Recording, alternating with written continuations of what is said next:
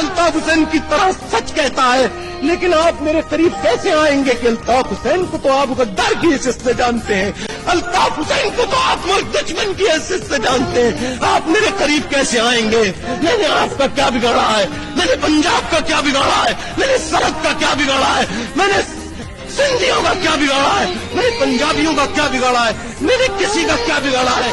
لیکن مجھے آپ کا غدار، آپ کا دشمن ثابت کیا گیا، مجھے پاکستان کا دشمن ثابت کیا گیا، صرف اس لیے کہ میں نے ان بڑے جاگیرداروں، بڑے بڑے جرنیلوں کے آگے سر جھکانے اور اپنا نظریہ بیچنے، بلڈنگیں بنانے، انڈسٹریاں بنانے، ملک کا خزانے سے قرضے لے کے دولت مند بننے سے میں نے انکار کیا، میں نے انکار کیا، میں نے انکار کیا۔ اس لیے مجھے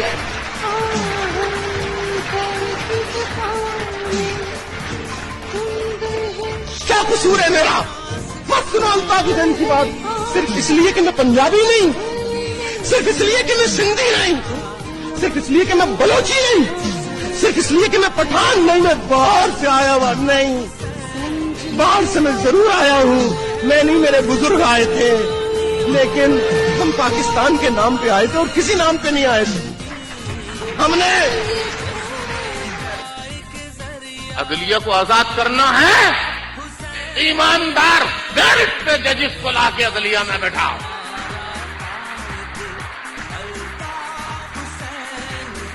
یہ ذاتی مفادات کی سیاست، پرسنل انٹرسٹ کی سیاست کو اگر ذرہ برابر بھی ملک سے محبت ہے تو خدا کے واسطے اس پرسنل انٹرسٹ کی سیاست، پاور پالیٹکس کی سیاست کو ختم کر دو اور سوچو تو ملک کے لیے سوچو، ملک کی بقا کے لیے سوچو، ملک کے عوام کی زندگیوں کے لیے سوچو کہ وہ کیسے زندہ رہے۔